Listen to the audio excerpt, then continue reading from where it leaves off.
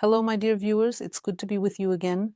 I'm Olga Demchuk, a researcher of the inner world of the personality. Today, I've prepared a topic for you called speech like soap bubbles.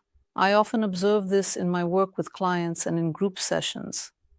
This happens when a person starts talking, but they are not being objective, and their speech is like soap bubbles.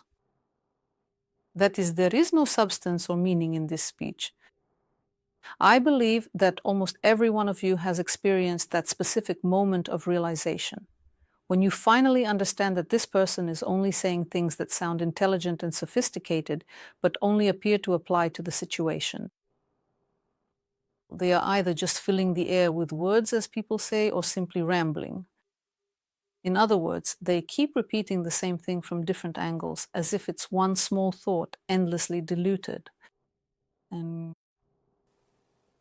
the person thinks they are exploring the topic, but in reality, they are just repeating the same idea over and over, using different words, and that idea becomes smaller and smaller, as if there is more and more filler in their speech. For me, this is a clear indicator of whether I should listen to someone, because when someone is just rambling, I call it they are stealing my time. What kind of process is this? Interestingly, a person who rambles and speaks in general phrases that carry no real meaning actually enjoys it. In other words, from the inside, they don't perceive this kind of speech as if they're doing something wrong. It seems to them that everything is fine, and their senses tell them, you're saying everything correctly. I notice how, in group settings, a person can start to go off on a tangent when they begin to speak. This happens when we become disconnected from the ground, from reality. In our imagination, we can connect any objects however we like. In other words, the laws of reality do not govern us there. We don't remain grounded in objectivity in that state. We become almost like gods, able to combine or mix anything with anything else. When a person speaks with empty words, it's easy for them to speak quickly, to give advice, and to tell others how to live.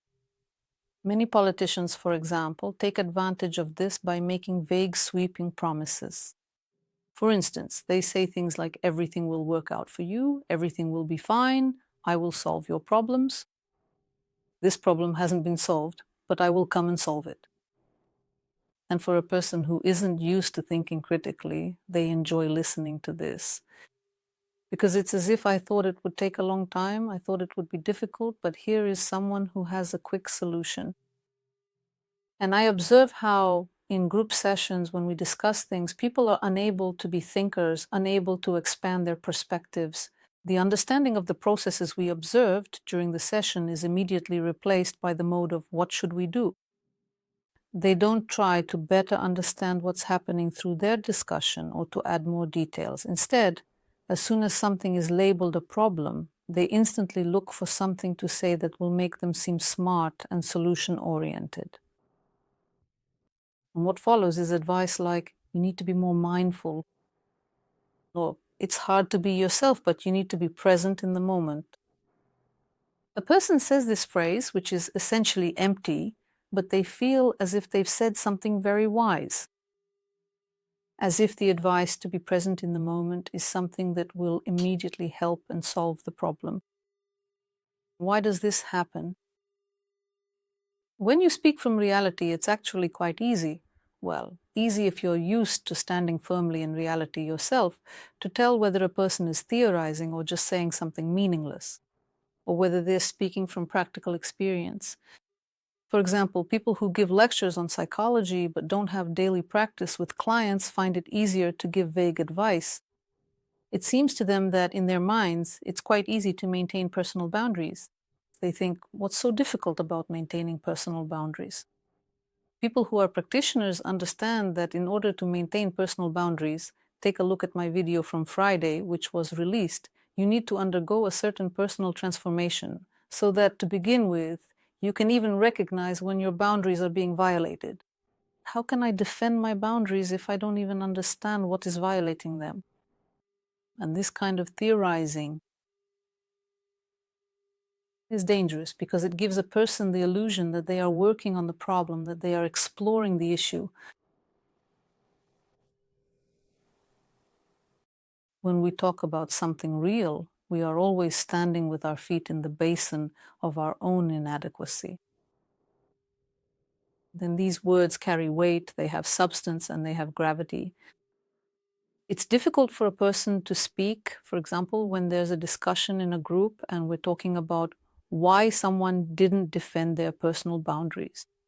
It's hard for them to talk about it because they're relying on those moments when they themselves also fail to defend their boundaries.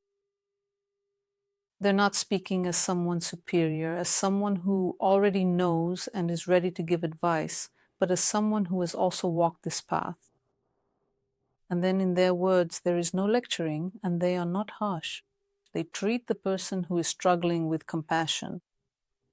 But if a person starts speaking from their idealized self, their words will always come across as inappropriate and condescending. That is to say, even if, for example, I have been working on my inner world for a long time, I understand what it means to defend personal boundaries. I recognize when those boundaries are being crossed. Still, it's difficult to do this with those close to me, because with strangers, I can easily identify these things. But you can't talk to loved ones in the same way.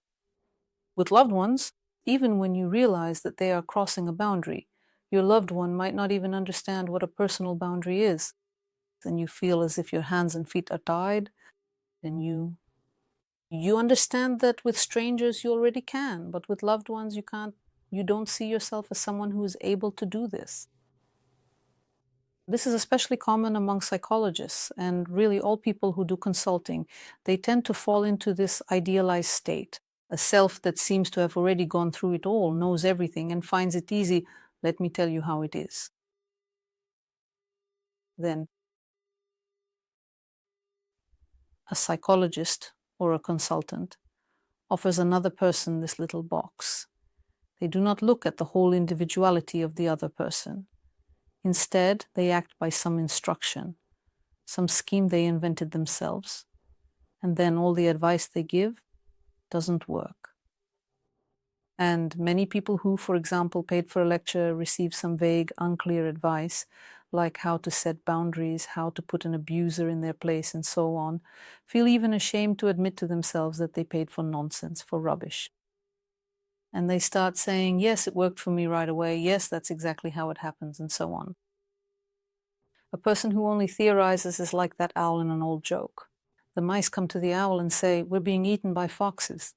And the owl says, then you need to grow spikes. This kind of talk from an idealized self, it effectively empowers an individual to experience a sense of confidence that they know. If you want your speech to be meaningful and impactful, then you must pay close attention and observe. From what space, from what place are you speaking right now? From the space of the real self, imperfect, limited, small, that's what we are. And it takes very little for something to happen. For example, I moved the wrong way, and now I have this pain between my ribs. Right now, I can't even sneeze. In moments like this, I understand very well how helpless and small I am. But it's as if we want to forget about this helplessness and smallness of ours.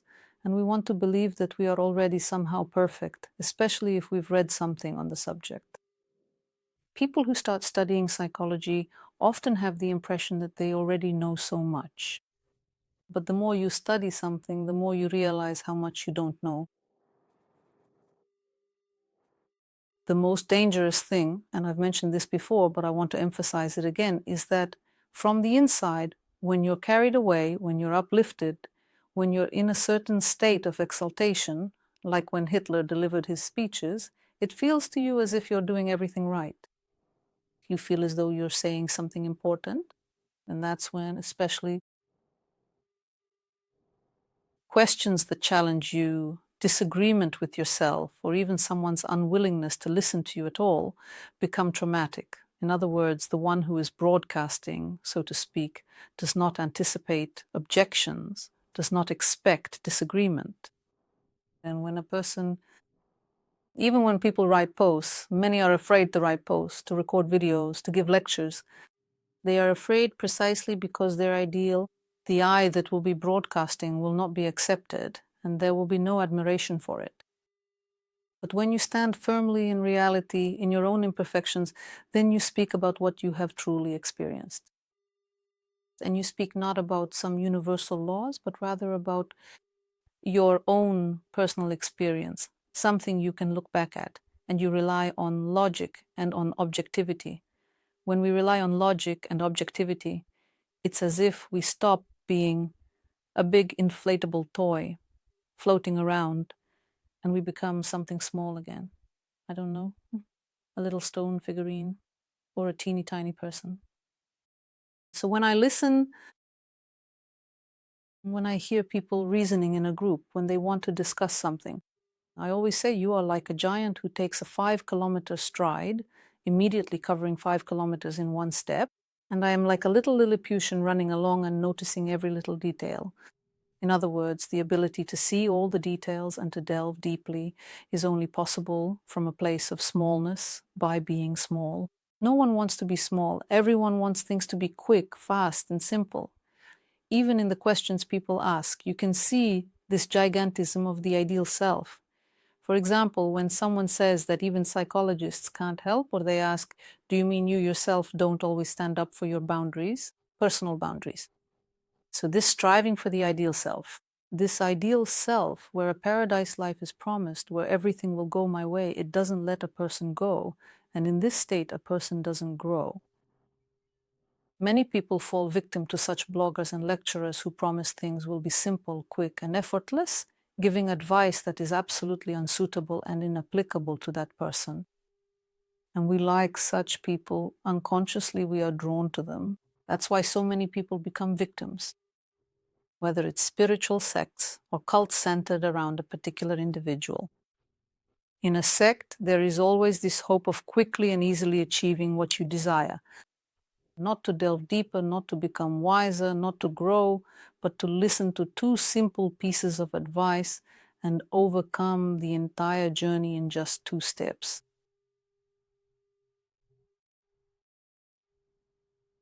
Those who preach, who are detached from reality, who spout theories, these are people who speak from their ideal self. And they encourage their listeners to become small, foolish, like idiots who are told how to live. This is what I talked about in my Friday video. But in this video, I want to draw attention specifically to speech. So this is important. I would like you to observe how you speak, how you write. Could you try to understand at this very moment how this contact, this communication is being established? From this ideal self, try to determine when your loved ones or acquaintances or bloggers or authors you follow on social media, what is the specific nature of their speech? To what extent is there actual meaning in their words? How realistic is it to apply what they say when a person is constantly evaluating and measuring their own lives against the ideal? These kinds of tips, even the ones a person gives themselves, may seem quite practical. But when we apply them to our real selves, to our own smallness, we realize that this advice is absolutely unsuitable. This is the difference between listening with the ideal self, which wants things to be quick and simple, and listening with the real self. The real self wants to become wiser on its own, to understand, and to make decisions with its own mind. And even when you leisurely scroll through your various social media feeds, actively try to diagnose and really try to understand what is happening, how this person is writing right now, as whom, how much real meaning is there, and how much is just posturing and showing off their own greatness. This comes from that ideal self, from this act of blowing these soap bubbles. These bubbles, these fireworks, people are always showcasing a certain ideal version of themselves, hoping others will admire them and be drawn to their knowledge, and that they will bestow this knowledge upon others. And then, supposedly, you will live a wonderful life.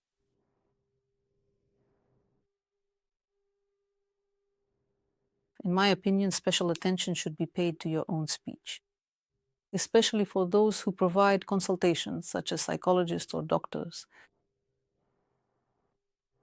Also, when someone asks you a question, observe how in your response you might feel the urge to step up onto a little pedestal and speak from there, as if the person asking the question is made small.